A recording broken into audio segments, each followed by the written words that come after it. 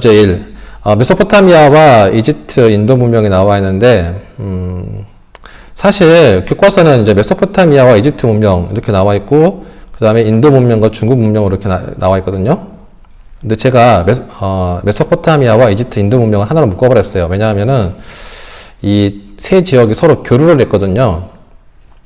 그 다음에 중국 문명은 이제 바로 이제 그 중국의 통일 제국과 이어지기 때문에 또 같이 또 묶었습니다. 자, 봅시다. 1번. 이집트는 어떠한 지형이어서? 네, 폐쇄적 지형이어서 오랫동안 통일 왕국을 유지하였다.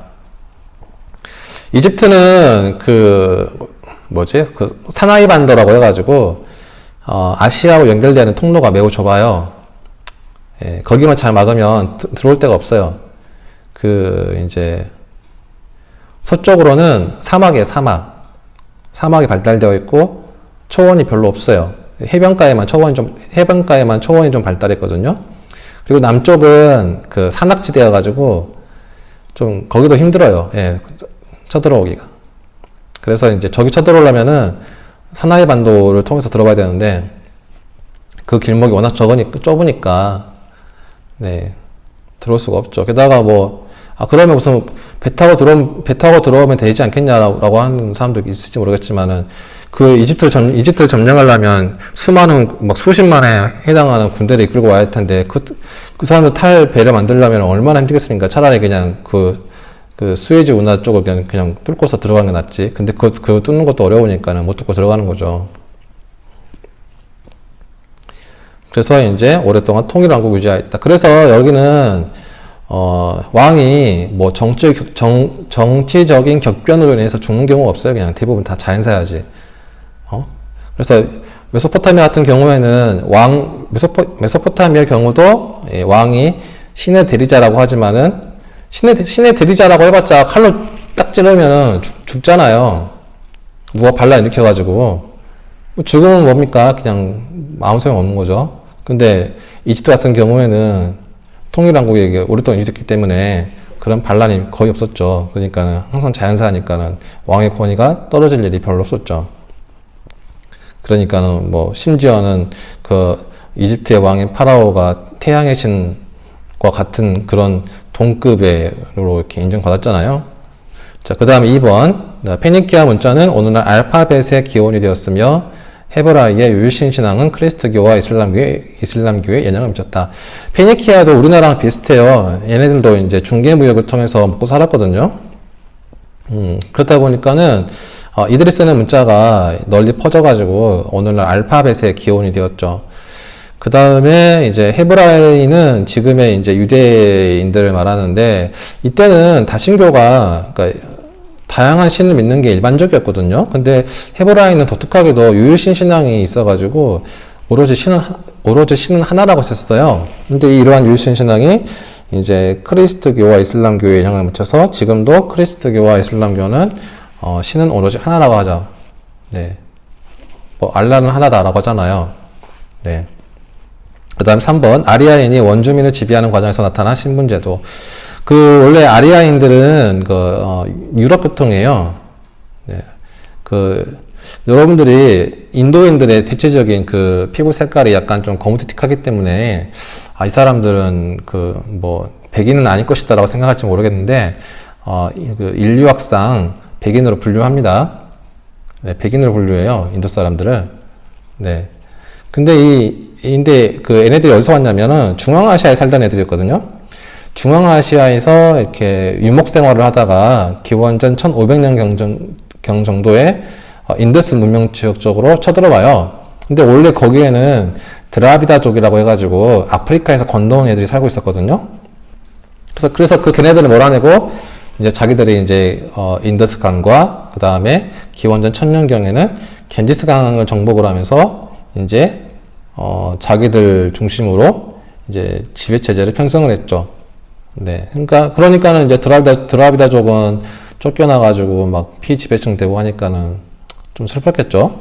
그래서 이때 이 원주민 드라비다족을 지배하는 과정에서 나타난 것이 카스트제, 바로 이제 바르나 제도예요. 지금도 이렇게 있어서 인도 발전에 이렇게 영향을 주고 있는 것 같은데, 제가 한번 신문 기사를 검색해 보니까 2018년이었나? 인도에서 큰 홍수가 발생을 했는데, 그때 이제 그 브라만 계층의 사람들이 이제 뭐였지? 홍수로 인해서 이렇게 고립되어 있었거든요. 근데 구하러 온 사람이 바이샤 있었어요. 바이샤. 평민계급이었거든요. 근데 평민계급이 감히 브라만의 몸을 만질 수 없다고 해가지고 그 구조를 거부한 거예요. 그래가지고 한동안 막 자기 구조 안 하네 많이 하다가 결국에는 이제 중도에 타협해가지고 이제 도움받기도 했는데, 하여튼 자기 목숨보다 더 소중한 게 그 신분 제도였는가 봅니다. 그 다음에 이제 주제 2, 중국 문명과 통일제국. 여기도 할 말 되게 많죠. 왜냐하면 중국 문명은 특히 우리나라 역사와 밀접한 관련을 가지고 있기 때문에. 주에서 넓은 영토를 효율적으로 통치하기 위해서 실시한 제도는 봉건제였죠. 봉건제.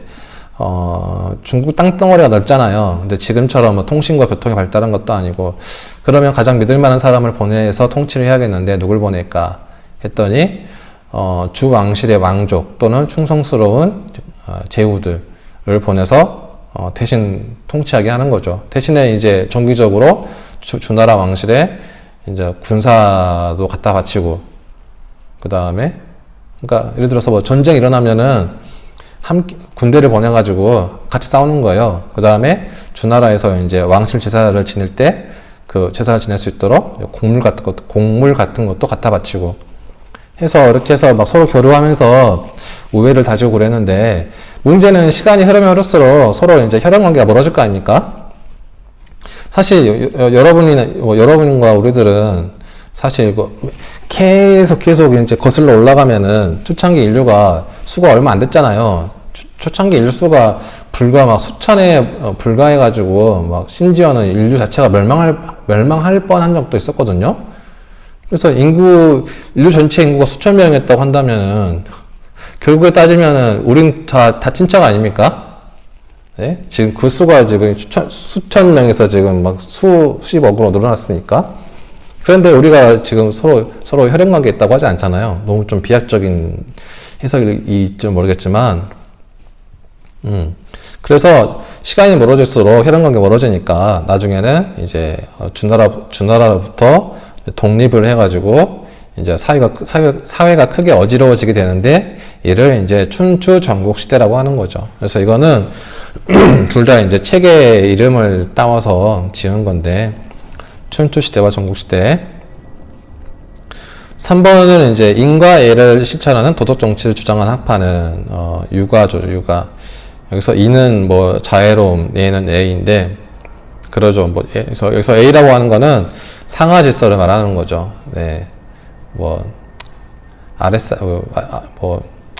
아랫사람, 윗사람, 뭐, 이렇게 공손히 대하고, 이쪽에 뭐, 꼰대라고도 할 수 있을까요?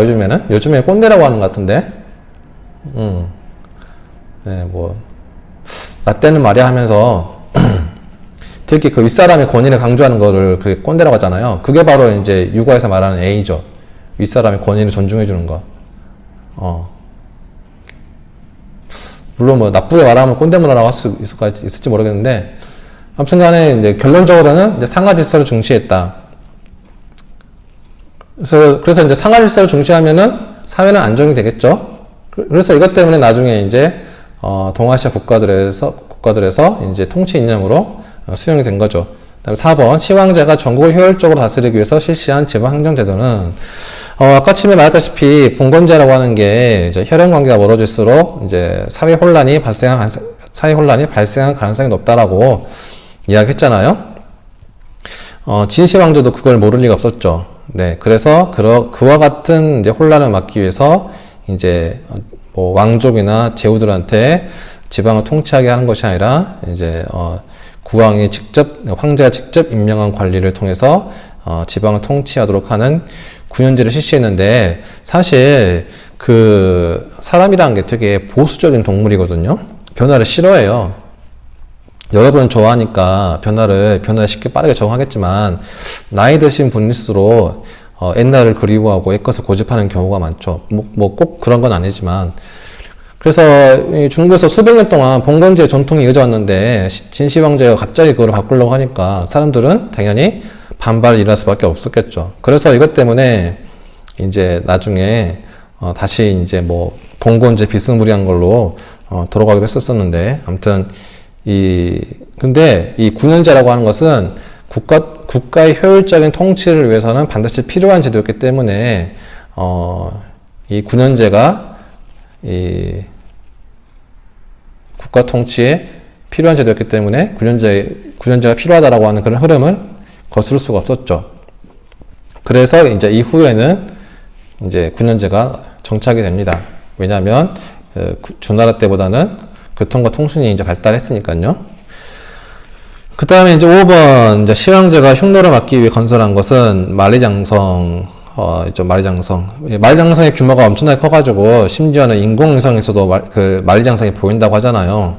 근데 실제로 이 만리장성이 흉노의 침입을 막는 데는 별로 효과는 없었고, 북방 민족과, 그 다음에 이 중국 민족, 즉 한민족, 우리도 한민족이라 하는데, 둘이 중국의 한민족과는 한자가 달라요.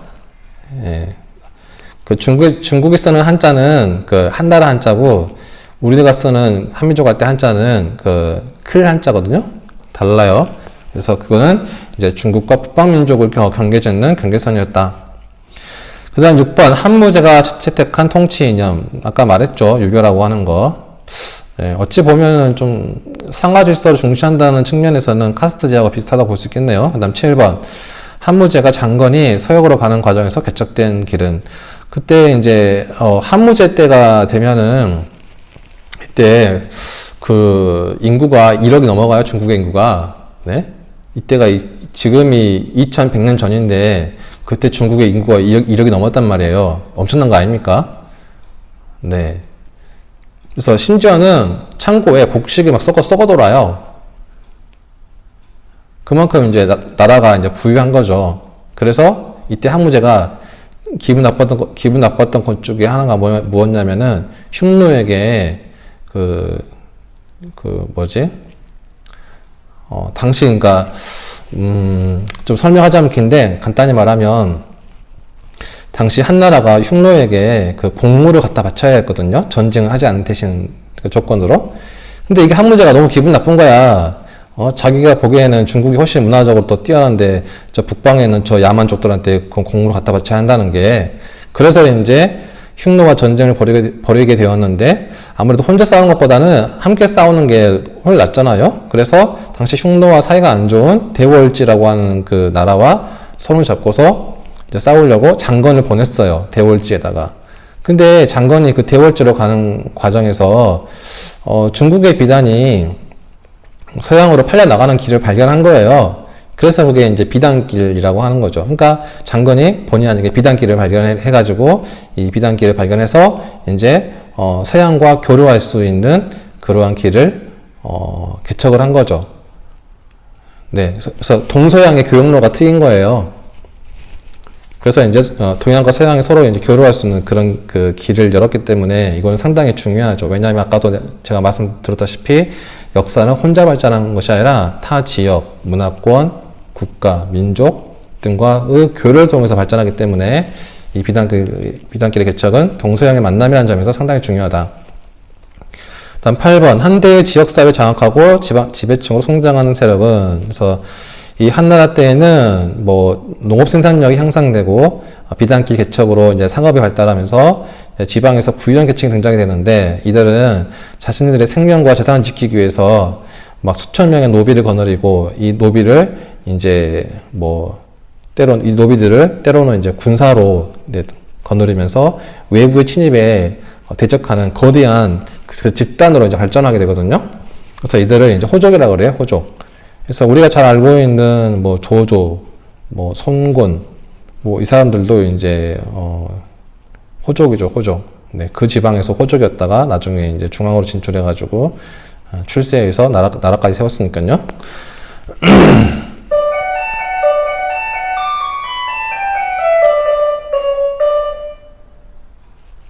다음 주제 3번 불교와 인도의 통일을 봅시다. 자, 석가모니는 브라만교의 엄격한 권위주의와 카스트제의 신분차별에 반대하고 평등과 자비를 강조하였다. 그 석가모니가 살았을 당시에는 인도에 철기 문화가 보급돼가지고 이제 농업 생산량이 늘어나고 농업 생산량이 늘어나니까는 상공업이 발달하겠죠. 그래서 이제 상공업을 담당한 바이샤의 사회적 지위가 높아집니다. 그리고 철제 무기가 이제 이때부터 사용되면서 정복 활동이 활발히 일어났거든요. 따라서 이제 그동안 전쟁을 담당했던 크샤트리아의 지위 또한 높아지게 되겠죠. 그래서 크샤트리아와 바이샤의 지위가 상대적으로 높아진 상황에서 이들은 브라만 위주 사회에 기존 사회에 불만을 가지게 돼요. 예, 그래서 이제 기존의 브라만 위주의 사회를 대체하기 위해서는 이제 브라만교가 아닌 새로운 종교가 필요하게 되었는데 그때 때마침 석가모니가 이제 이러한 시대의 변화를 반영을 해가지고 자비와 평등을 강조하는 그리고 신분차별을 반대하는 그 다음에 브라만교의 엄격한 권위주의를 반대하는 불교를 창시했기 때문에 브라만과 크샤트리아의 전격적인 지지에 이제 지지를 받아서 이제 불교가 이제 널리 퍼지게 된 것이죠. 그래서 2번에 보면은 불교는 크샤트리아와 바이샤 계급에게 환영을 받았다. 그런데 그 불교를 국가적 차원에서 장려하고 널리 퍼뜨린 사람은 바로 아소카 왕이에요. 이 사람이 이제 전쟁을 되게 좋아했는데 근데 어느 날 전쟁을 하다가 무려 이제 10만 명이 이제 죽고 또는 이제 포로로 잡히는 사건이 발생하면서 이때 전쟁의 참혹함을 깨닫고 자기는 앞으로 이제 불교의 가르침에 따라 통치하겠노라고 다짐을 하거든요. 예. 그래서 이제 이 아소카 왕에 의해서 이제 인도와 주변 국가에 불교가 이제 국가적 차원에서 이제 전해지게 되었는데 이 아소카 왕이 바로 인도 최초로 통일 제국을 이룬 왕조인 마우리아 왕조였죠. 참고로 이제 인도는 수많은 민족과 언어로 구성되어 있잖아요. 그래서 인도는 뭐 이렇게 말이 안 통해요. 중국은 진시 왕제가 그 중국을 통일한 다음에 뭐 문자 통일도 했기 때문에 언어까지 통일돼가지고 한자로는 다 말 통하잖아요. 근데 마우리아 왕조는 사실 전체 인도를 통일한 것이 아니라 북인도만 통일했거든요. 만약에 마우리아 왕조 아소카 왕이 전체 인도를 통일하고 이제 진시 왕조처럼 문자, 화폐, 도량령을 통일시켰으면은 현재 인도도 아마 지금 하나의 문자를 사용했을 거예요. 근데 이게 안 돼가지고 지금도 엄청 복잡하죠. 서로 막 말이 안 통하고. 네. 그러니까 말이 안 통한다는 말이 서로 언어가 달라서. 그 다음에 이제 5번도 중요해요. 왜냐하면 이게 그 쿠시아노조 시기에는 기엔의 해탈보다는 많은 사람의 중생을 구제하는 대승불교가 발달하였다. 왜냐하면 이게 왜 중요하냐면은 우리나라에서 이렇게 유행한 불교가 바로 대승불교거든요. 그래서 이 우리나라 불교는 이 쿠시아노 왕조와 관련이 깊죠. 그래서 쿠시아노 왕조 시기에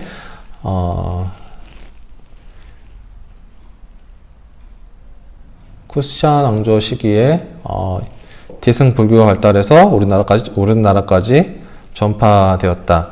그다음 6번. 자, 알렉산드로스 원정 이후에 인도 문화와 헬레니즘 문화가 융합한 무슨 미술이냐면 간다라 미술. 이 간다라가 동서무역의 동서교역의 중심로에 있었거든요. 그렇다 보니까는 알렉산드로스 대왕이 인더스강 유역까지 침입을 해가지고 이제 알렉산드리아 도시를 세웠고 그 알렉산드리아 도시가 간다라 지방도 있었거든요. 그래서 이제 그리스계 사람들이 와서 정착을 하게 되었어요. 근데 그리스 사람들은 신을 인간의 모습으로 조각을 했잖아요. 그래서 이것을 본 불교 신자들이 부처도 인간의 모습으로 조각을 하기 시작한 것이었었죠. 그래서 이렇게 불상을 만드는 문화, 즉 부처의 모습을 이렇게 조각상으로 남기는 문화가 발전하게 되었는데 이러한 문화가 나중에 중국을 통해서 우리나라까지 전해져 가지고 이제 뭐 우리나라에서도 이제 불상이 만들어지게 된 것이죠. 그런 점에서 간다라 미술은 상당히 중요합니다. 특히 이 간다라 미술이 들어온 통로가 아까 제가 말씀드린 바로 그 비단길이에요. 비단길이 있었기 때문에 이 간다라 미술이 중국을 통해서 우리나라까지 들어와서 이제 불국사 석굴암과 같은 그러한 이제 작품을 남길 수 있었죠. 따라서 이 비단길이 중요하다고 하는 걸 이제 알겠죠. 자, 그 다음에 이제 주제 4 서아시아의 통일을 봅시다. 서아시아는 서아시아는 그 동서양의 중간에 위치해 있었기 때문에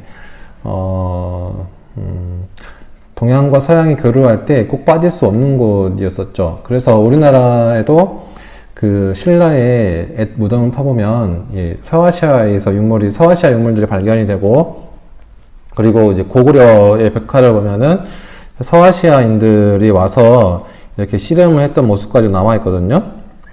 네. 그만큼 서아시아도 이제 우리나라 역사에 영향을 주었던 나라였기 때문에 서아시아의 역사를 알아보는 것 또한 중요한 것 같습니다. 그러면은 이제 1번을 보죠. 자, 페르시아의 최대 영역을 이룩한 왕.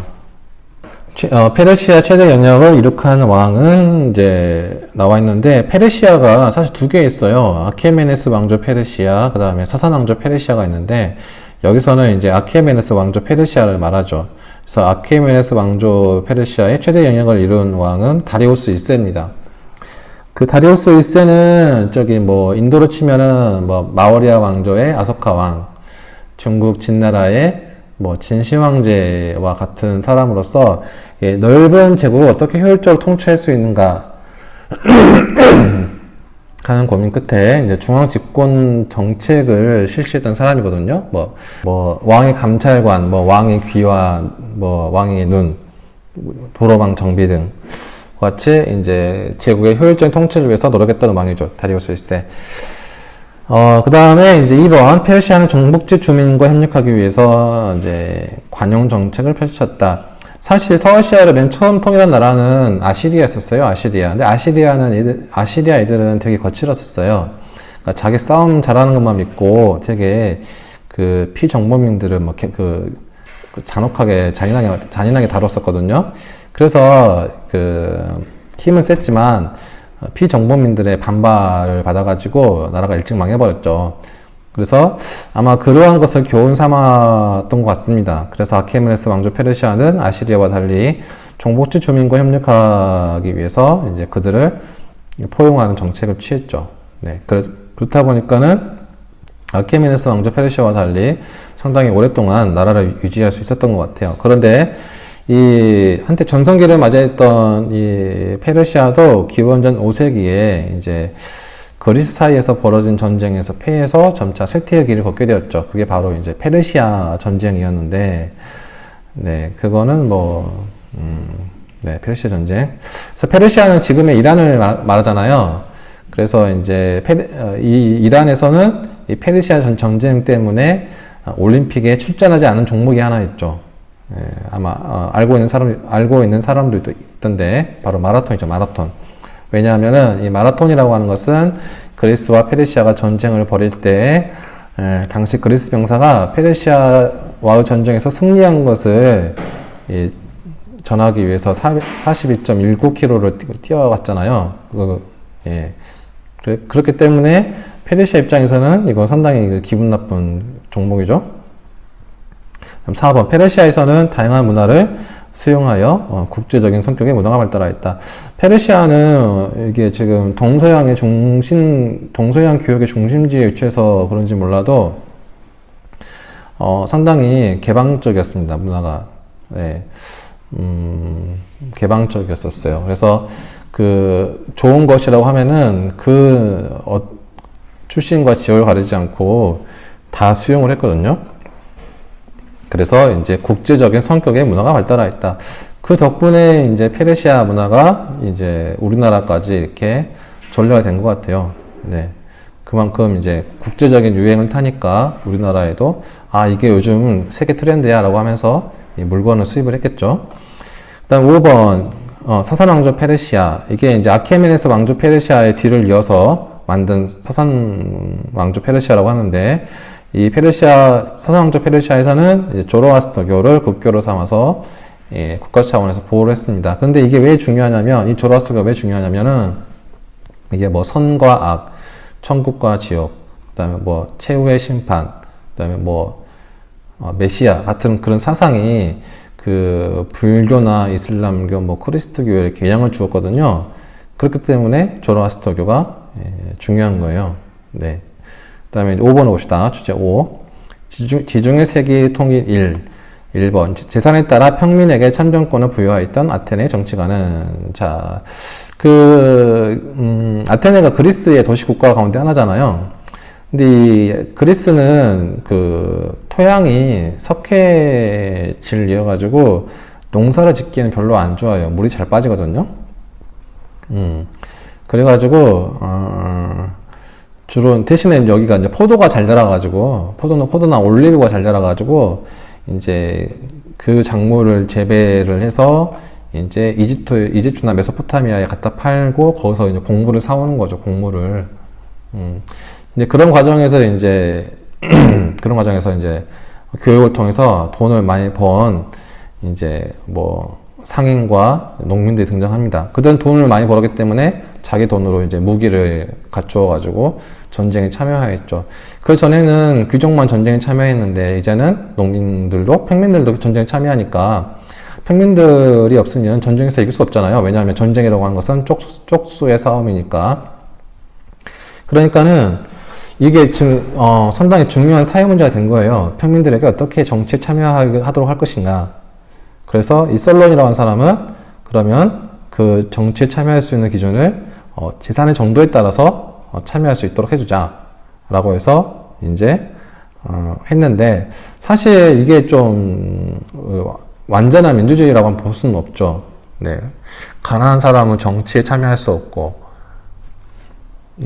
부유한 사람은 정치에 참여한다고 한다면 불공평한 거 아니겠습니까? 현재의 관점에서 본다면. 자, 그런데 이 점차 이것이 어떻게 이렇게 직접 민주주의로 이렇게 바뀌었냐면은 아까쯤에 말했던 페르시아 전쟁이 상당히 중요했어요. 페르시아는 서아시아를 통일했잖아요. 그렇죠. 그리스는 여러분이 지도를 보면 알겠지만 페르시아가 지배하는 영역과 그리스 땅덩어리 비교해 보면은 아마 10분의 1밖에 안 될걸요? 어마어마하죠, 넓이가. 페르시아의 넓이가. 그런 나라하고 싸우는 그리스 입장에서는 전 국민이 단결을 해야 될 거 아닙니까? 그래서 당시에는 가난해가지고 무기를 살 수 없었던 사람들이 이제 옛날에는 이제 노를 저어서 배가 움직였잖아요. 그래서 이 노를 젓는 역할을 했단 말이에요. 전투함에 타가지고 노를 젓는 역할을 했어요. 그러니까 그들도 전쟁에 승리하는 데 기여를 했죠.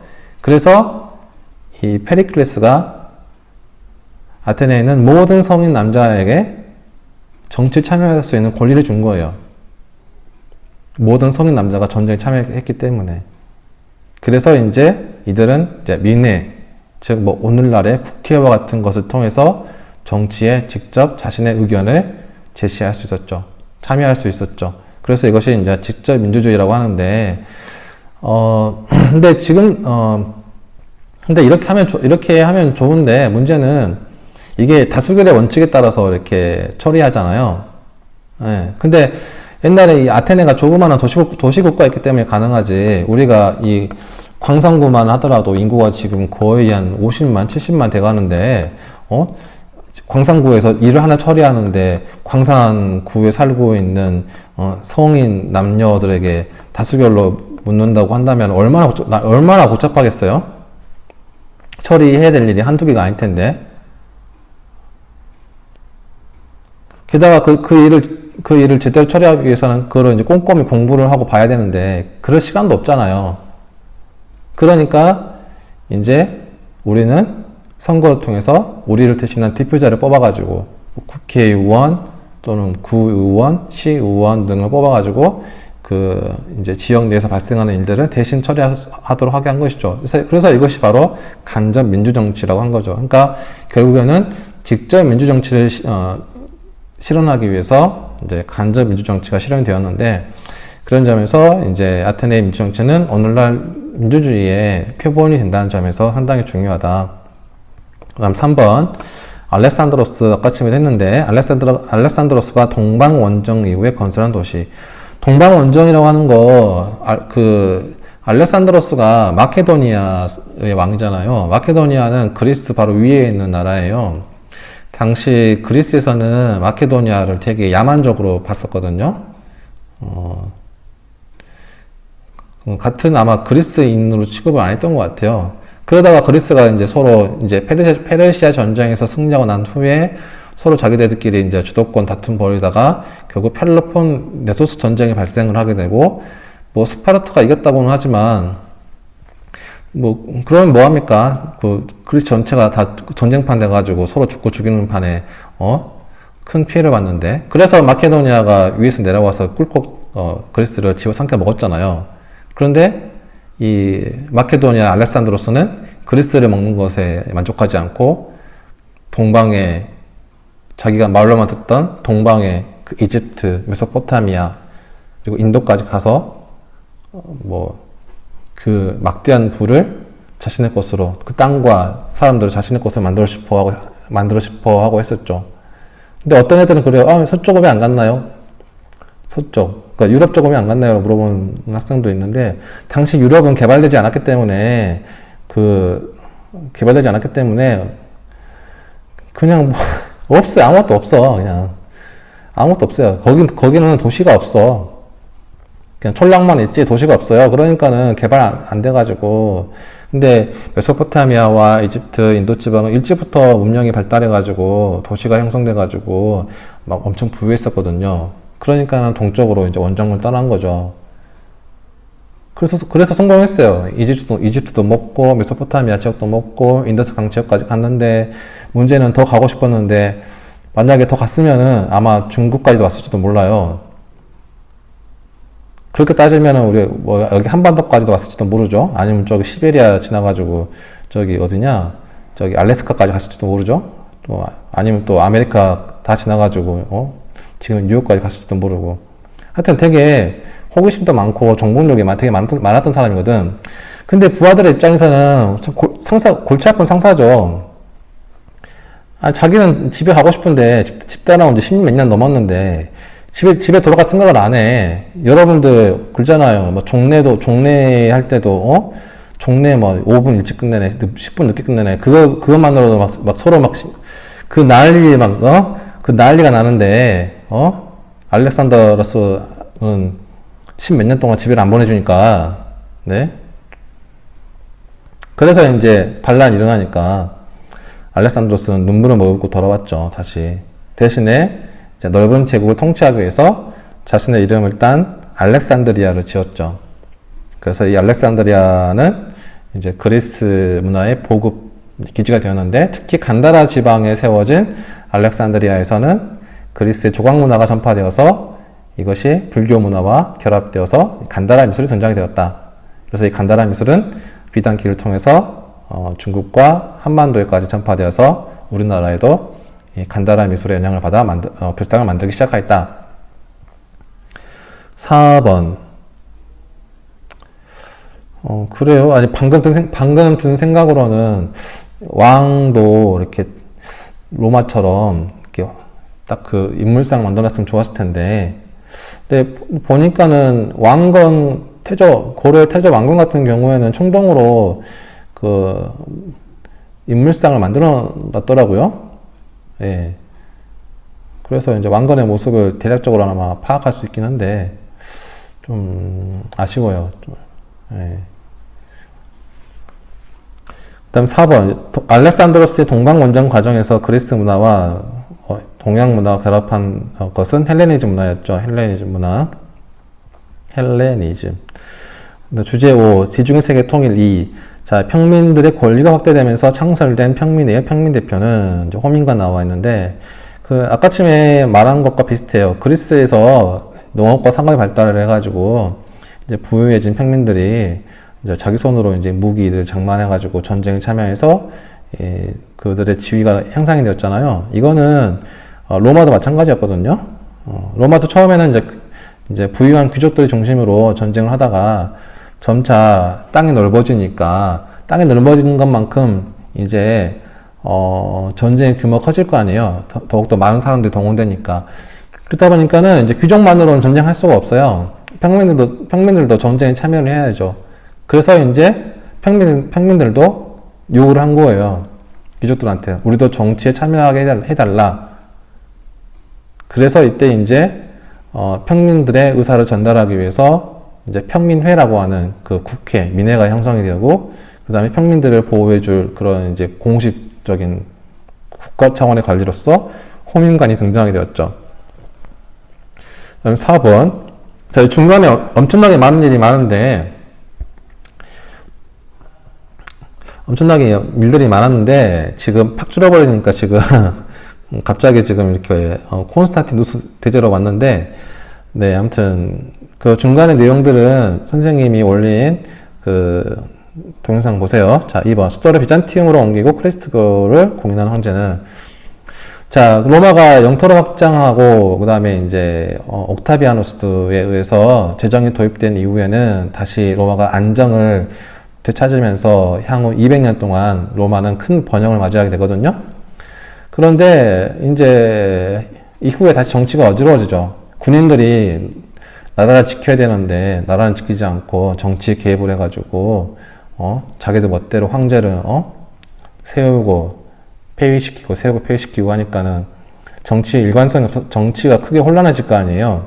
정치가 혼란해지니까 이 황제가 된 사람은 나라를 어떻게 하면 발전을 시킬 것인가에 대한 그런 관심보다는 어떻게 하면은 내 자리를 지킬 것인가에만 관심을 가지게 되겠죠.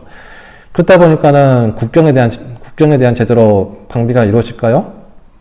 이루어질 수 없겠죠.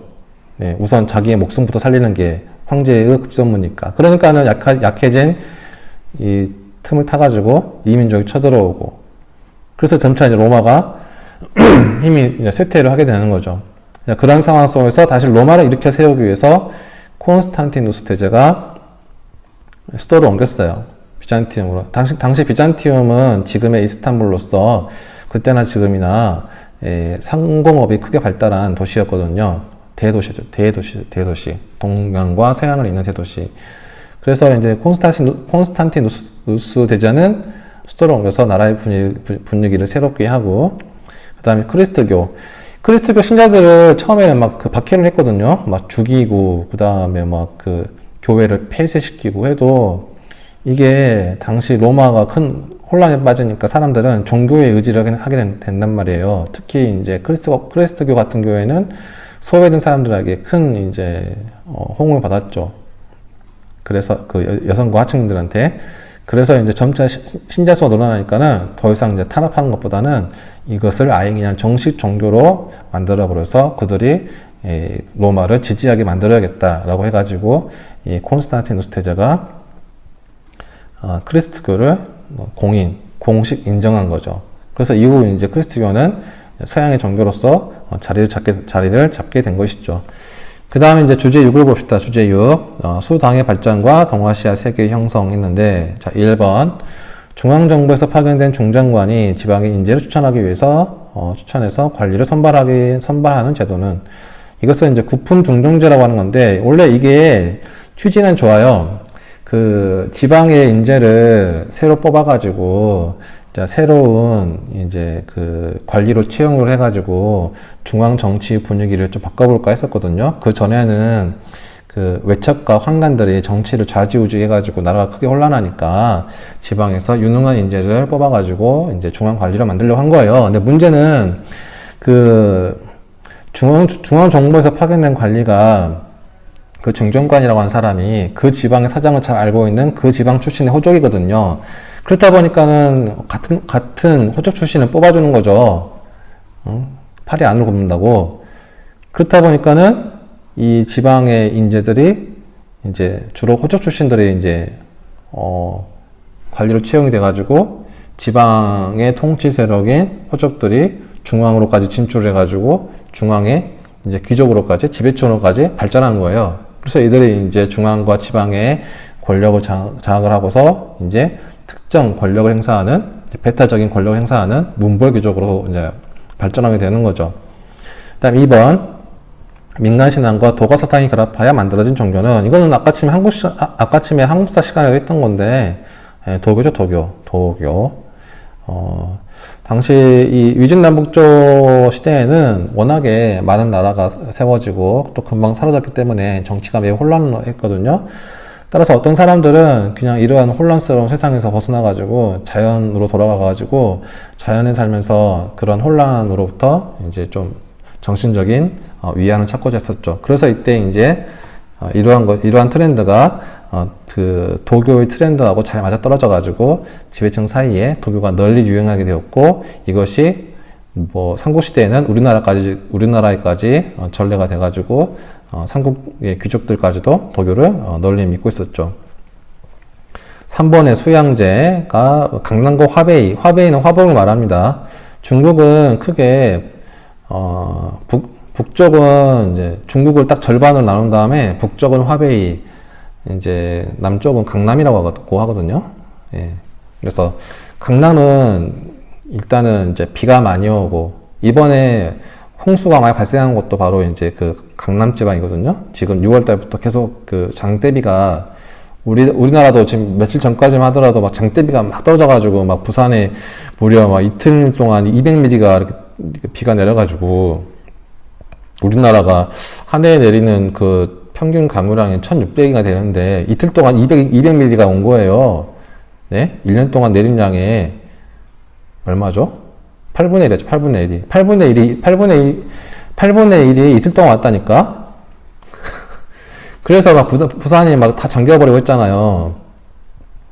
그런데 이제 그 중국에서는 6월 달부터 한 달 내내 그런 비가 온 거야. 그래서 지금 홍수가 발생했는데, 그래서 강남 지방은 날씨가 따뜻하고 강수량이 풍부하기 때문에 농사가 잘 돼요.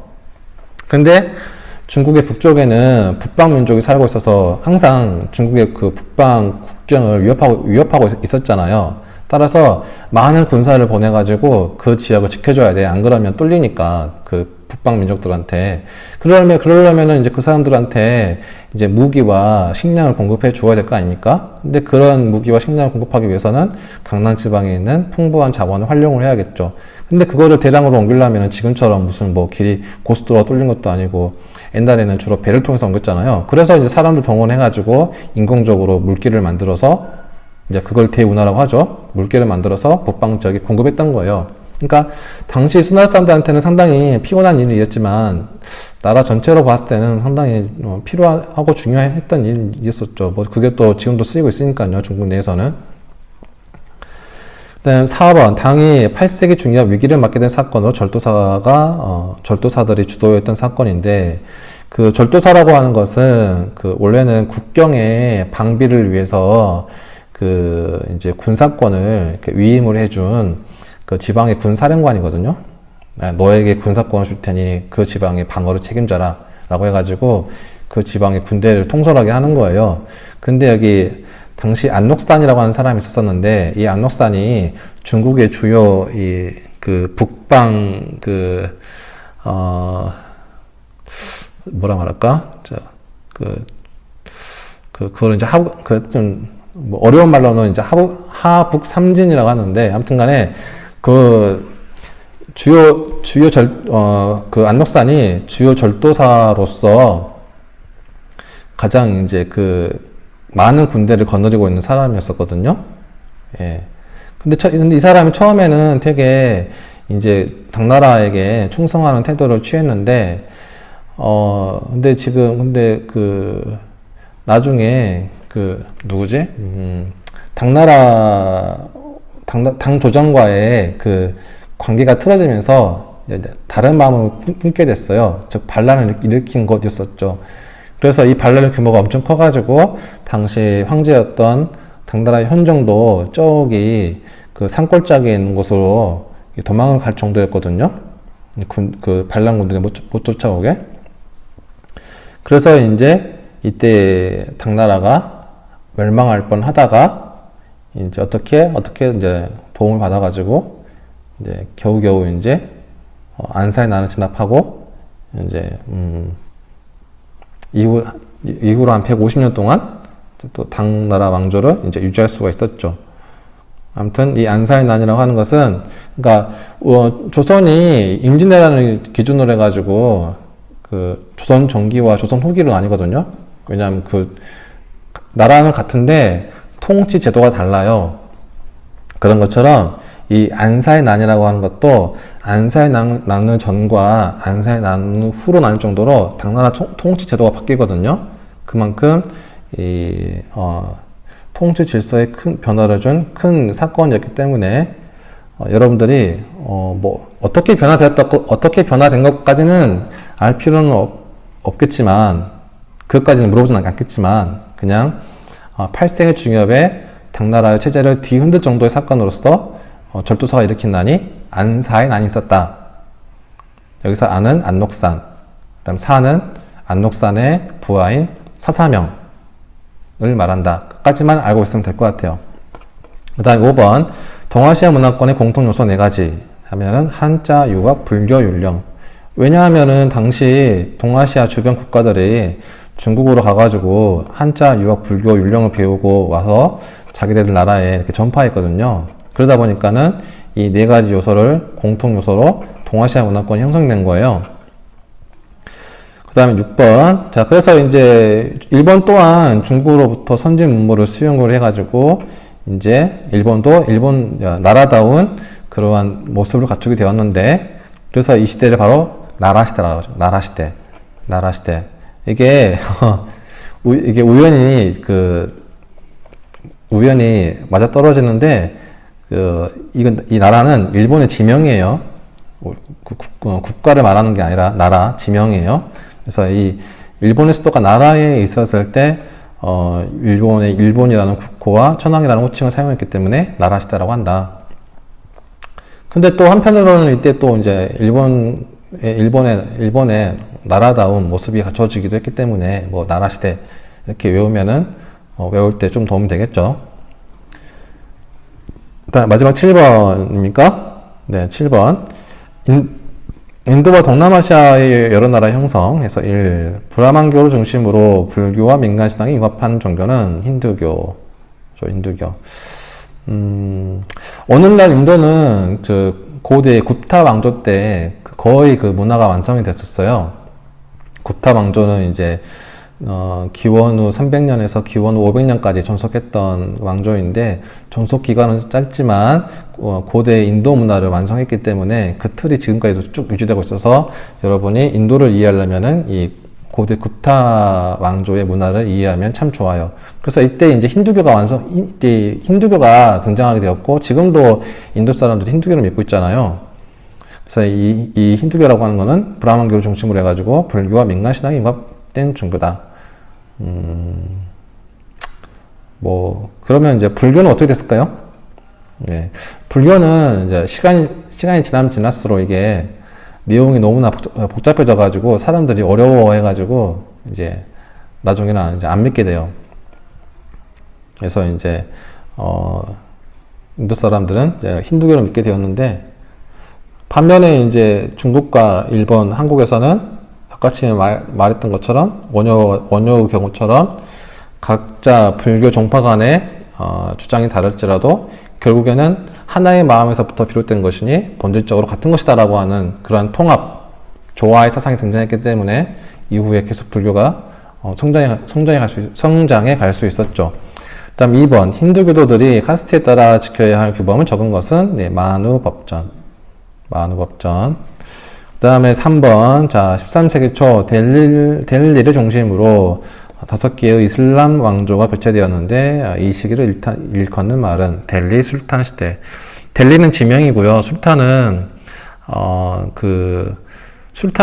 이슬람권에서 정치적 지배자를 술탄이라고 하거든요. 그래서 델리를 중심으로 5개의 술탄 왕조가 등장했던 거를 델리 술탄 시대라고 한다. 근데 그 델리 술탄 시대에 맨 처음 세워진 이슬람 사원이 바로 이제 쿠와트 알 이슬람 모스크예요. 그래서 이제 이게 이제 인도에 세워지다 보니까 이제 힌두 양식과 이슬람 양식이 결합되었는데 원래 이름은 뭐 이렇게 이슬람 힘이라는 뜻을 가졌다. 원래는 이제 힌두 사원이었는데 나중에 이제 이슬람 사원으로 이제 개조를 했죠. 그렇습니다. 참고로 인도에서 이슬람 믿고 있는 신자 숫자가 1억 5천만 명인가 된다고 하더라고요. 네, 적은 인구가 아니죠. 아마 전 세계에서는 세 번째로 인구가 많은 것 같아요. 첫 번째로 인구가 많은 데는 인도네시아이고, 두 번째는 잘 모르겠는데, 세 번째가 아마, 인도일 것 같아요. 두 번째는 아마 파키스탄? 아니면 방글라데시일까요? 그쪽일 것 같은데, 네.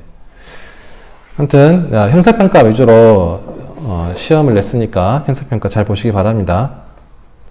좋은 결과 있기 바랍니다.